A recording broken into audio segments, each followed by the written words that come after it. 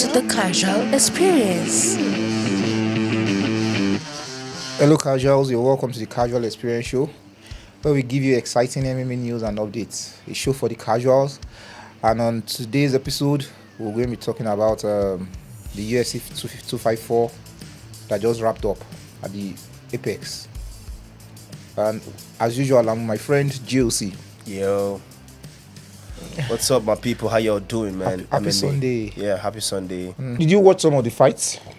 I only actually had malaria. I'm under the weather, but I was just glancing and I'll sleep back, sleep back. Yeah, but I think I got a glimpse of the head kick that led to the submission of that high prospect from Dana White's Contender Series. Yeah. Then I got Dolidze and Marvin Vettori.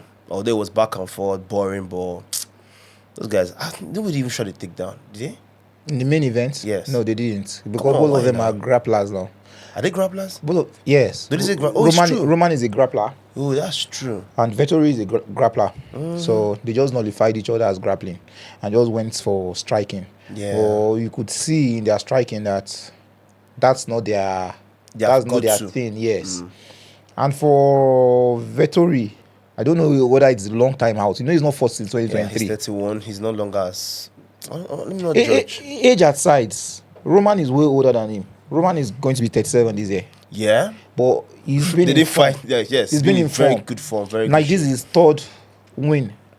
Yeah, third win. He won 2 fights last. Win streak, exactly. Yes, win streak, yeah. He won 2 fights last year. Anthony Smith and... submitted this guy Holland. Kevin Holland, yes. And he has 3 losses in his resume. Yes. Good prospects too. Yes. So the heavyweights fight, the one that actually, in fact, if you're watching heavyweight fights, you can be so assured that those fights are not going to get to distance. Go to the distance, because one punch can shut the night off. Even the way they wing their punches, it takes my heart out. Like. And that was Waldo Cortez Acosta and Ryan Spann. Superman Spann. Before the show, we were talking about Ryan Spann. We used to see him as a prospect in the light heavyweight. And he's been having his recent losses in the light heavyweight. He decided to move up to heavyweight, and there was no difference.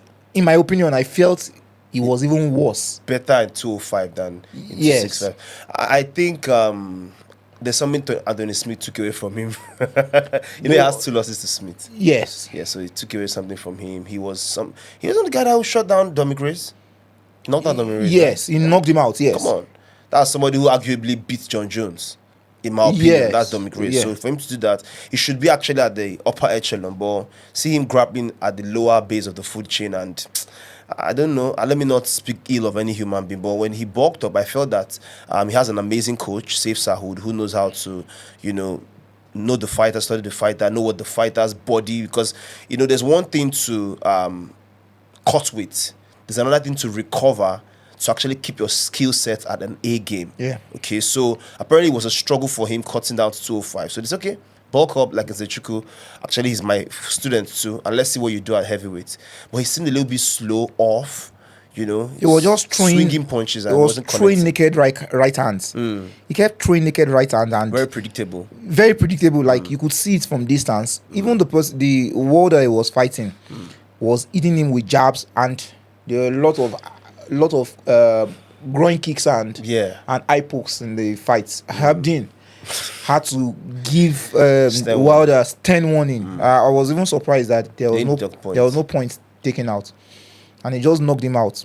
But in the whole card, the fight that caught my fancy, his name is called Kevin Vallejos. I'll watch it. I was sleeping. He fought Choi Shong-woo. Choi Shong-woo, and the Chinese is good. The guy has, when you see him fighting, he has the Ilias kind of stance. Honestly, in fact, in the all of the yesterday's fight card, was it early prelims? No, it was the beginning of the main card. Really? Yes, I'll watch it. Very technical fighter and very fast. Wow. The way Ilya moves was even the way stance, he head knocked. Movement. In fact, he waited for the guy to throw jab and he knocked him out with his right hand. Wow. He sweet right hand from hell. He just reminiscence of Ilya. I think you should check the guy out. I'll check him out. And then Blackshare too. There's a guy called Blackshare. He fought a light heavyweight. You really watched this bantamweight fight, rather. though. I watched the fight, all the whole fights, and I was just there were a lot of underdogs winning yesterday. Oh, a lot of people's game. Some people lost money. A lot of people lost money. Chidi. Oh yes, Chidi Bam. something like that. Okay. Yeah, he won also, and he was the underdog. Okay. And Dolidze was underdog. Yeah. he won that Eliseo. And when Ferdinand and I were having the preview, Okay. I was like, we're all for Chidi, and I was like, the guy that is fighting to Eliseo is a good fighter. Okay. But when they were about to start the fight, my ticket Yeah. was already going. Okay. So I was like, when they were walking in, especially Chidi, he was just coming in so Confidence. purposeful. I was like, man, this guy is going to come up with something, no? Okay. And I just went to my ticket and cashed it. Oh, you changed it. I cashed it out. Oh. I cashed out the money they gave me at that time, because I couldn't change it. Okay. You couldn't change the winner. Okay. So the highest you could do is cash out the sum You actually have, given, okay. which was fine by me. Was a bad So deal. when I was watching the fight, I was watching it so relaxed, Oh. and more Guys, Muay Thai is another level. seriously. Another level. What division is that? It's in That's welterweight. welterweight. Oh, that's a very stacked division. Yes, and Full of talent. when this English man with the one eye, Bisping. Bisping was interviewing him and asking him that, who does he want? He was like, anybody. He wants He's anybody. not ranked. Is he ranked? I think he's going to be ranked now. He wasn't ranked. Okay. Yeah, but prior he wasn't ranked, but he's going to be ranked now, I believe.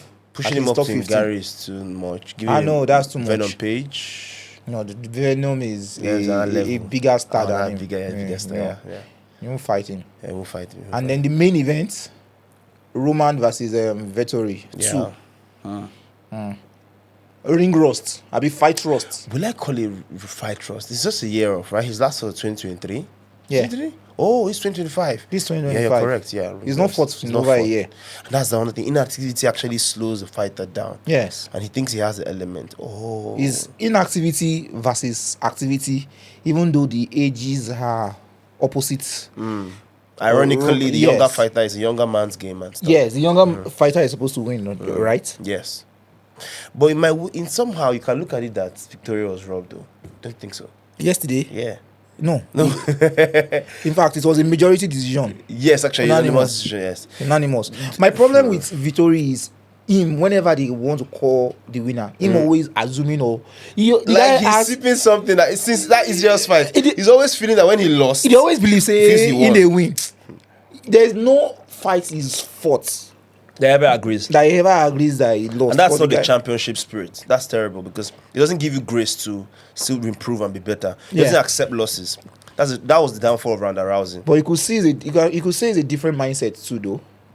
Okay. not- it's two ways actually. Yeah. Yes, it's two ways. We're not accepting defeat. But when you know that you glaringly lost this, Yeah. what's the point of Good sportsmanship. Walk of up to him, trying- shake him up. Yeah, and- he shook his hand. Yeah. They shook after. Did he? Yeah, they did. But he wasn't. In fact, he was one that initiated it. Victoria initiated it. Yes, Sure? Vettori. Yes, when he announced the winner, he put his hand on his head and he went to meet him and he shook his hand Oh, and really? they hugged. That's a different. It's Victoria. just like before they announced it, He was the always whole thinking. raising hand of hand when you Yeah. know that I didn't You didn't do enough to I win. didn't do much in this fight. Do you see them having a third fight? Of course. But I can see Dolidze doesn't want to still remain in that level of life. He wants to move up. You see him calling out Izzy, see him calling out Whittaker. He's going to be in the top 10 after this fight. Yes. Do you think they'll give him Gerard? Marvin Vettori has fought Gerard. Meshat. No, Gerard Connor. Ugh. Connor is 7. And he's going to be in the Conor top 10. is 6. That's an exciting fight. Izzy is 5. Vittori is 4. Yeah. Kamzat is 3. Strickland is 2. Nasiruddin is 1. And DDP is the champion. So I'm sure they will figure something out to give him show. That's him, right? Yeah. Because he's very testy for the belt. Yeah, Roman is actually. I think if he knows that he has a little window left or little window of Age, fighting, yeah. yes, and the way he fights now, you feel that he's actually in his prime, even though he's older because he seems to be better than when he was Younger, yeah. Yes, when he was fighting. Better skill set. Yeah. Do you think Vettori should change his team? For Vettori, I don't know what's up with him.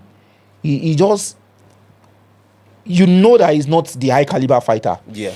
And now he's just wavering in between average and less than average. less than average. He has a good chin. He's young. He's just 31.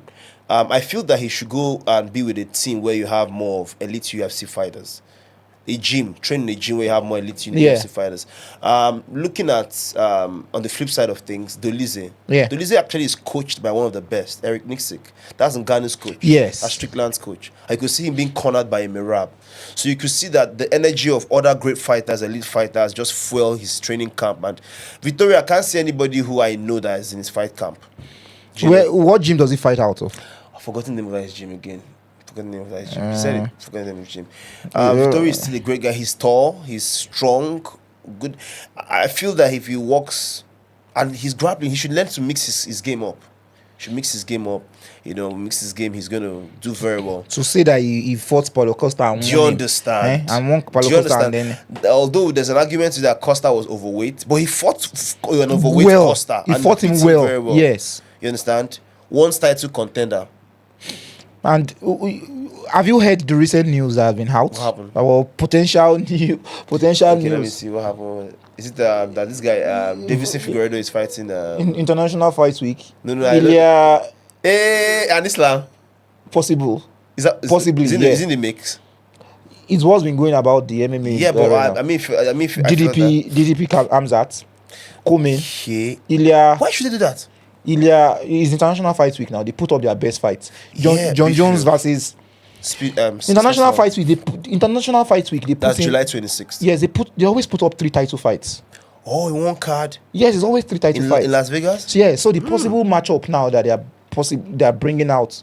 Well, it's just always different news though. This is John Jones versus Thomas Pinal. Great. Ilya versus Islam versus Ilya and DDP versus Kamzat. Sellable. Those are 3 sellable.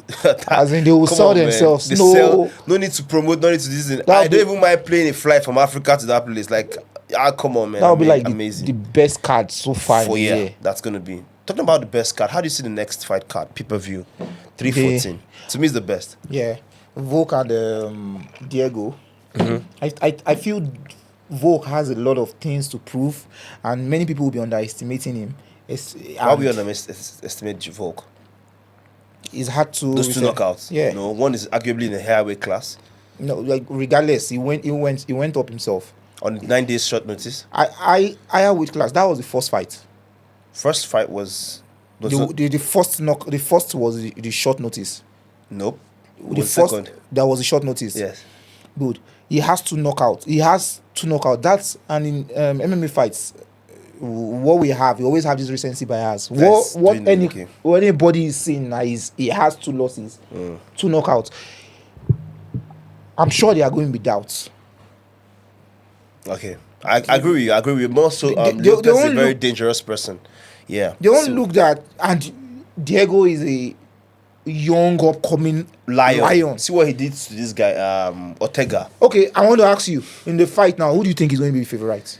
Who do you think the oddsmaker is going to make the favorite? Of course, it's going to be Diego. It's going to be Diego, regardless of Volk's Alex great resume. Pereira. I said Alex Volkanovski. Alex Volkanovski's arguably the most accomplished featherweight of all time. He's most top, accomplished. He's top 2. Him and who? Jose Aldo. Jose is number 1. No, I mean in my book. He's number 1. Yeah, in my book, Jose will always be number 1 because he was with the belt for 10 years. Not that. It's just the killers he fought, and at the time that Jose Aldo was fighting, the level at which he was fighting, like Jose Aldo was bringing out skills and techniques that were not of those time and age. Guess what? He has the greatest takedown defense of all time. Yes, so, even till now. It's a miracle to take him down. Did he fight Volk? No, they've not fought. So that's why you win in this argument that he's the greatest. Holloway fought him. Did Ilya fight him? Jose? Yeah. No, I don't think so. Okay. Holloway is in that mix. Fought him twice and won. Yes. Holloway is a great guy, man. Yeah, that's why Holloway is in the mix too. Great Definitely. guy, man. Great guy. And the next week is going to be UFC London. Yeah. Leon Rocky Edwards. Headshot dead. But now it's headshot down. Yeah, but that's a sellable athlete for US. So my bad. Or UK. Yeah, he's one of their top stars. Oh yeah. And I'm sure the reason why Great they didn't stuff. put Aspinall is because they have him and John Jones in the pocket. Because normally when they're bringing cars like that to the UK, they always want to like use their biggest. Yeah, MVP too could sell that car, but it's not a big. It's a fight night card, so. Yes, it's a fight night card. And Leon Edwards, Sean Bradley, what do you think? Wow. Jan Blachowicz is on the card too. Okay, so Carlos Uzberg is hungry. Let's say he's hungrier. There's a word like that. Carlos Uzberg. So let's do that first. That's Uzberg and Uzberg is 6. Kaplov is 5. Rakic is 4. Who is 3? Is he Jamahil? Ankalaev is the champion. Pereira is number 1. Iri is number 2. Then Wigan. Then Amanda Collin. Okay, I think that's it. So Uzberg is likely who dethrone Pereira, dethrone Amagomed. Ankalaev is Iri is there. Carlos Uzberg is there. I see Carlos Uzberg walking past Jan Blachowicz. Yeah, Blachowicz, Yeah, he trains with him easy now. He's in Easy's camp. This guy. And straight wins. It's only his debut that was a loss. He's been tagged the most good looking, most he is handsome fighter in the UFC, right? Actually, I'm a guy. I'm not gay. Come on, but he's good looking. He has everything. Yeah, we have Gunnar Nelson and Kevin Holland. Yeah. And it's going to be an exciting time. Has a nice check hook. So bring out the checkbook for the check hook. You see that, bro? Who said that? So I stumbled on his Instagram, and that's it. That's Who his said that? mantra. Carlos Ulberg's mantra. Bring out the checkbook for the right check. For the right checkbook. He has a great check. Yes, he has a good checkbook. Yes, that's it. And I saw Davidson Figueiredo and what's his dude and Carissa Hagen. How do you see it? Really? Yeah, that's happening. When is that? Is it, that's May 6. May 6 happening where? Is it China? No, I've forgotten. I think America. Yeah. Corey, I don't know. I think his management don't always tell him the right things to do. Yes, don't tell him the right things or even give him the best matchup. But surprisingly, he was I don't know, he's a contracted Trevor Whitman in his last fight with Umar. How do you mean? Trevor Whitman was in his corner. You mean Corey? Yeah. That means he trains with him now? No, I don't know, but I think it was like a contract something where it's just momentarily where a great guy coaches you, a great coach. Oh, for that fight camp, he trained with them. You know, Musman too did it. Yeah, okay. He did it when he wanted to fight Gilbert Burns. Oh, yeah. You know, he had to leave the gym and he went to fought MMA. Yeah, okay. Yeah. Okay. And just for that the fight. How do you see that division? Who do you think Umar should fight? Peter Yan? Nice matchup. Umar, two Russians. I feel this Ramadan and his last loss will just make him come back with a kind of vengeance. I was watching through Instagram yesterday, and there was a guy, a young chap. His parents actually sent him to Dagestan to go and train. 2 years, leave him, forget. That Spanish guy. Who? You remember the guy? I don't know him. Okay, so why did you say 2 years? Because okay, it was so actually 2 years. Oh, okay, so you didn't know about it? What I'm saying right now went to the MMA world, where there was an argument with DC and Khabib. Khabib said, "No, bring your son. Bring him. Come Dagestan here. Yeah, other MMA here. Just bring him Dagestan 2-3 years. Forget." Yes. That's exactly what happened. Yesterday, Islam was with his phone, and the guy was just looking so tired and so exhausted. And he's like, "Man, this is not the life I chose." Yeah. Then his parents sent him from Spain for 2 years ago. So they just sent him to Dagestan to go and train with. He's something else. Yeah. So imagine that kind of person when he comes back to Europe. Great. Like another level, because he's adapted and acclimatized with high altitude. Yes. So he's going to this was our normal things now, fighting with polar bears and stuff like that. So I think Merab, if he wants to fight Sugar Show, I don't like that matchup. But the rematch, I don't like it. I don't like it. I'm not feeling it. Not feeling it. Yeah. Because we know what the outcome will be, right? Yeah. You're just going to ragdoll him again. Exactly. Now, like, what will Sugar do differently? What would Sugar do differently? Is he that he's going to grapple him or outpace him? Dana White loves his stars. Merab and Umar too is even more of a case than even Sugar should. Yeah, that was the closest fight Merab has ever had. Yes.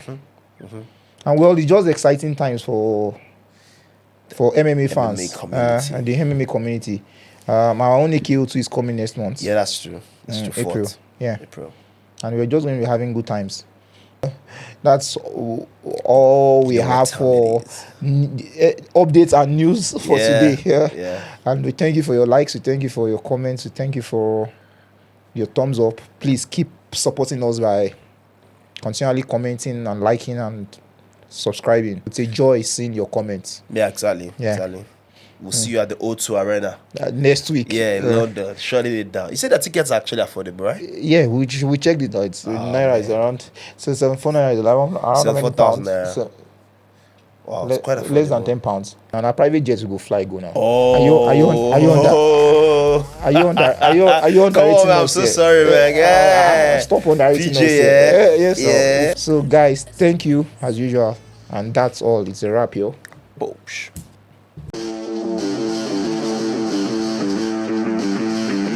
Welcome to the Casual Experience.